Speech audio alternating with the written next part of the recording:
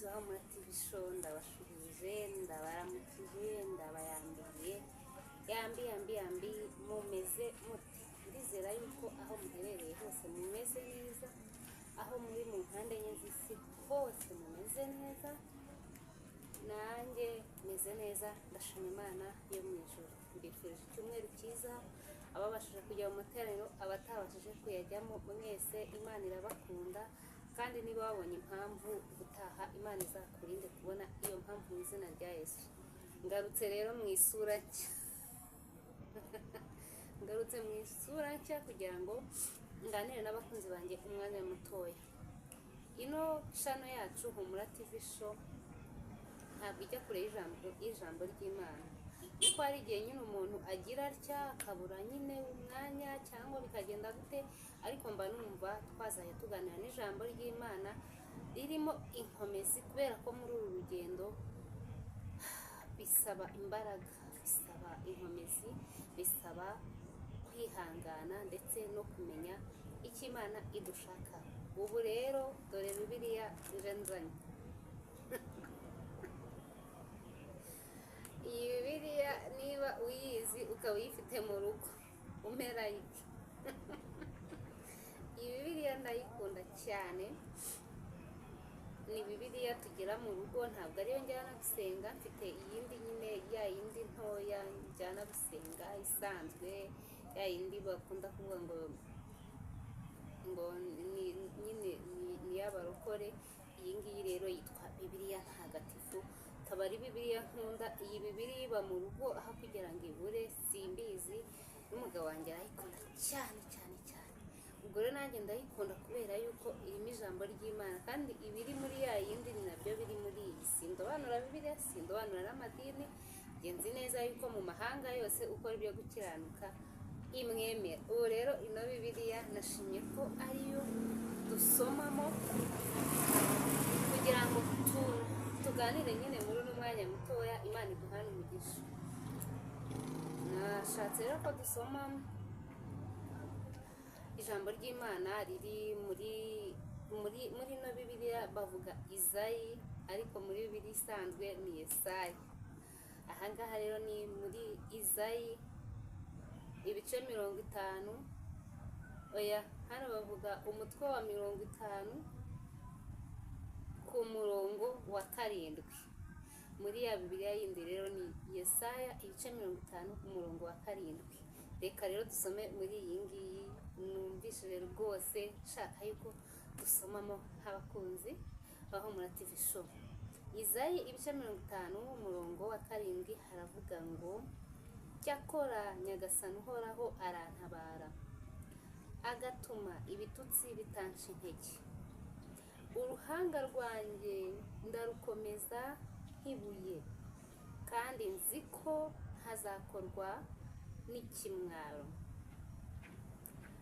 None se, ubwo ni ku murongo wundi, ntabwo turi kuri wa wundi, twamaze kugenda dufashe uwundi murongo wa 8.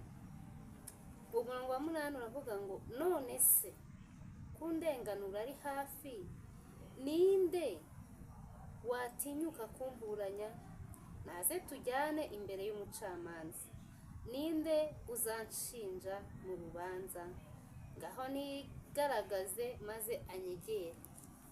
Muri Yesaya ibice 50 umurongo wa 7 muri zino Bibiliya ntoya dukunda gukoresha, aravuga ngo ko umwami Imana izantabara, nicyo gituma mubona ntamwara, nicyo gituma nkomera mu maso hanjye akamera nk'urutare.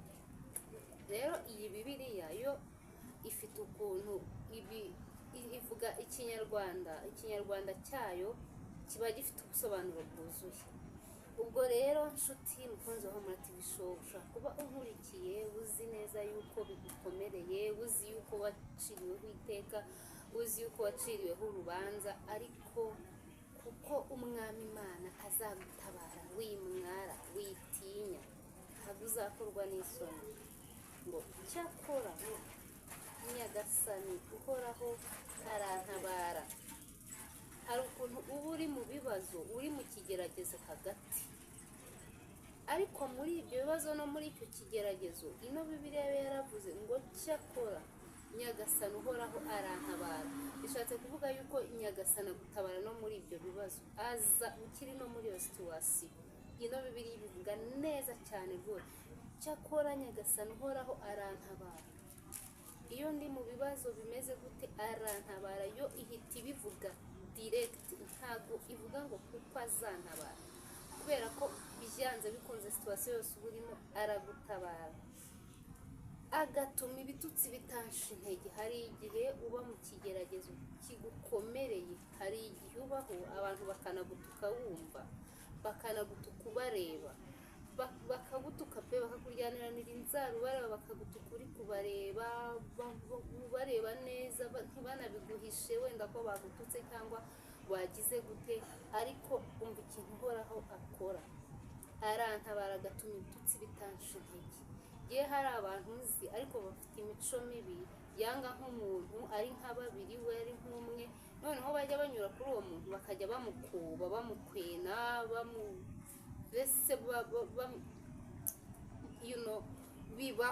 bibaho sinabona wenda uburyo mbisobanuramo, ariko ababizi murabizi. Rero kugira ngo Uwiteka adatuma ukorwa n'isoni, aguha imbaraga, kuko icyo gihe hari igihe baba bashaka yuko muri uko ibaze guca ku muntu akagukoba cyangwa akagukwena, bo baba bashaka yuko uvuga.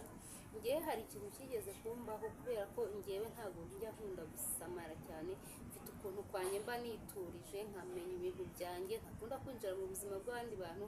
Hari igihe rero umuntu yaje aza ari kunyiyenzaho agira ngo ngewe mvuge, noneho nanga kuvuga, ndaceceka mufata nkaho nta cyabaye, nkajya mvuga mu mutima wanjye nti mu izina rya Yesu, mu izina rya Yesu. Amaze kugenda abwira umugore twari turi kumwe ati cyo ko uriya mugore arasenga, ati buriya nashakaga akantu gatoya kugira ngo avuge, ubundi mfite mwereka neza, ambone neza. Rero bivuze yuko kuba umuntu atavuga kandi ibyatuma avuga bihari, ntabwo ari imbaraga zawe, ahubwo ni imbaraga ziba zivuye ku Mana, ni sapoti iva ku Mana mu by'ukuri. Kuko se urinde wo kugira ngo umuntu agutuke wumva we kumusubiza, cyangwa avuge ibintu byinshi wumva we kumusubiza. Ni Uhoraho rero aba agutabara, agatuma ibitutsi bitaguca intege. Noneho hano hepfo harakomeza ngo uruhanga rwanjye ndarukomeza nk'ibuye. Buriya iyo uri nko muri iyo situwasiyo, ntabwo ari uko kutamwara bitakugeraho cyangwa ngo ugire kamere cyangwa ugire umujinya, ariko kuba uruhanga rwawe rukomeza nk'ibuye, hari ukuntu umutima wawe ukomeza nk'ibuye. Buriya nugera mu bibazo ubona bigusatiriye, umutima wawe ufate nkaho ubereke yuko nta kibazo gihari. Nazo ziriya ni imbaraga z'Uhoraho, kuba wakomeza umutima wawe nk'ibuye. Kuko niba hari abantu bagira umutima woroshye, mbamo ndi uwa mbere, ariko ngewe ndakubwiza ukuri ko imbere y'ikibazo umutima wanjye sinzi ukuntu bigenda, nkumva nshyizeho imfura ikomeye cyane, ndanafunze. Ni Uhoraho rero ibyo ngibyo byose ubidushoboza, kandi nzi yuko ntazakorwa n'ikimwaro. Amen. Ntabwo uzakorwa n'ikimwaro, kubera yuko Uwiteka waguhaye za mbaraga, Uwiteka wakomeje uruhanga rwawe, Uwiteka watumye wirengagiza ukarenza amaso bya bindi byagombaga byanze bikunze kukuvugisha. Hari igihe umuntu agushotora agushatse nk'imyaka nk'ibiri, yaragushakiye hasi, yaragushakiye ku magambo akakugeraho ugaceceka ukamwihorera, akagushakira kuri sinye zose amagambo akakugeraho ukamwihorera. Ariko noneho hariho n'igihe we ubwe ashobora rwose kwiyizera, nk'urwo rugero mbahaye, akaza akakubwira amagambo akomeretsa, akakubwira amagambo agushuka, ariko Uwiteka ashimwe kuko akomeza uruhanga rwacu. Niwe uha intege abananiwe, abarambiwe akabongeramo imbaraga. Rero mu by'ukuri inshuti zanjye, iri jambo ndumva ari ijambo riguhumurize, uribonereho umugisha. Nanjye kandi rwose ubwo mpamvu mba ndibahaye riba ryafashije, riba ryanejeje, namwe ndabifuriza yuko ryabafasha, ndabifuriza ihumure mu gihugu cyo mu ijuru, kubwira uko Uwiteka Imana azagutabara uyimwara ntukorwa n'isoni, nubwo wenda impamvu zabyo byose biba bihari, ariko